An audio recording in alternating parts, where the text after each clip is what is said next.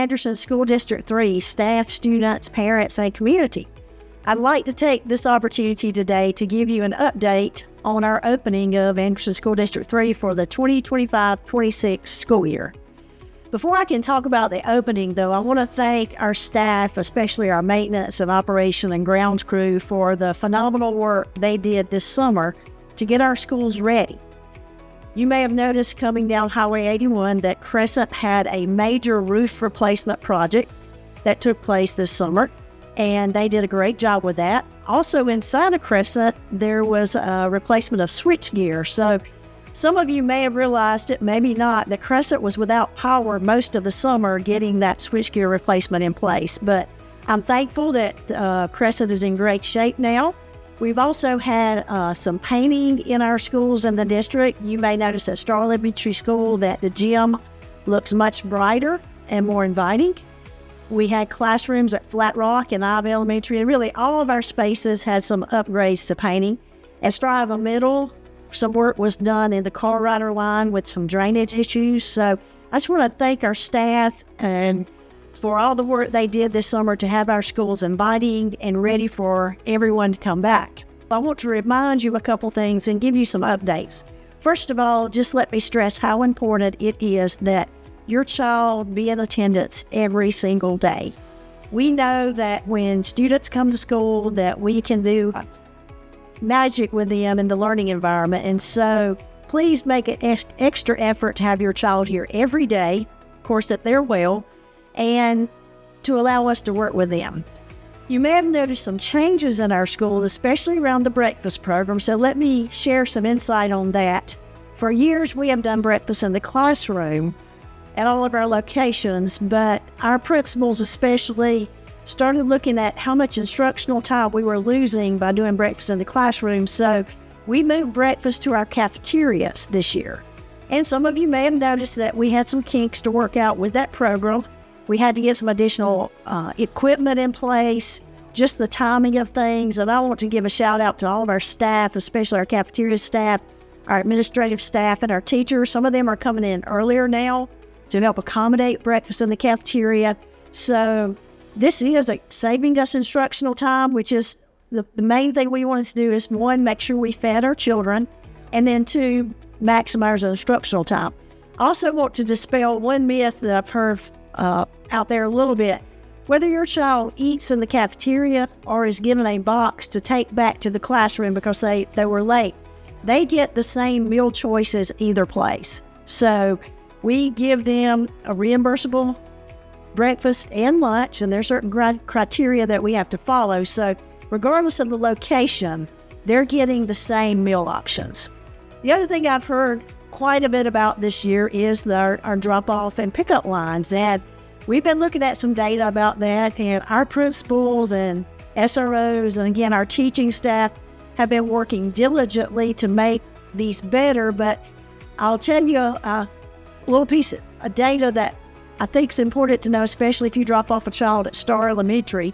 Typically, Star Elementary has about 300 car riders in the morning and about 240 or so bus riders. This year, Star Elementary has over 400 car riders and about 140 bus students. And so you may be getting here at the same time that you did last year and finding your wait a little bit longer. And that's just partially due to the increased number of car riders we have. But I have to say that Ms. Hatcher and her team are working diligently to make that process flow more smoothly. Star Ive is another location where we are seeing a lot more car riders, especially in the morning, than we've had in the past. So again, I encourage your patience with that, but also understanding that we have more parents dropping off, which is a great thing, but it's also causing some problems that we've had to work out. One thing I'll mention to you as parents or grandparents or anyone dropping off in our car lines is please have your devices put away when you're dropping off and picking up children.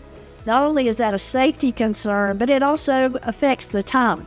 So we want your attention focused on picking up your child, looking out for other children, and so please help us in that way. Now, I understand that some of you get in the car rider line, especially in the afternoons, 30 or 40 minutes early, which is fine. it's understandable to be on a device at that point, but once you start moving, I encourage you to put that device away so that you're totally focused on moving with the traffic and picking up your child. I'll also give you an update on a word that you may start hearing here in the next week, and that's you may hear your child talking about taking the Beacon test. The Beacon test is our new formative assessment that will be used K through 8th grade. It's taking the place of MAP and iReady, and this is a test that lines up with the SC Ready test throughout our state. So if you hear your student talking about taking Beacon, it's replacing MAP, or in our middle school, it's replacing iReady. And it's just another way for us to know how your child's progressing and what we need to work on with them. Finally, I want to update you on an additional land purchase that was made this summer. And that, of course, is the property that is on the other side of Good Hope Church Road that formerly was the Campbell farmland. And you may have noticed the sign, future home of Crescent Middle School there. We're working diligently to design a building and give you information about that. And so as we move into fall, you will hear us talk a lot about Premier Progress Vision 2026. And it will be all the nuts and bolts and all the information about the vision to rebuild our middle school and to put it on the piece of property beside Crescent High School. So keep watch for community meetings where we talk about this, where we share the plans, where we answer your question.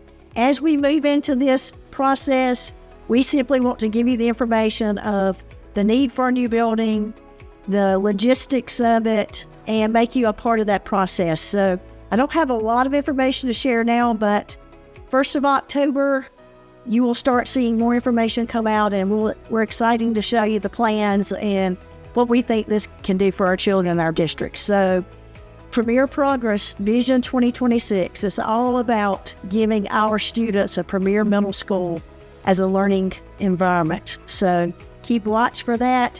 In the meantime, if you have any questions, please reach out to me.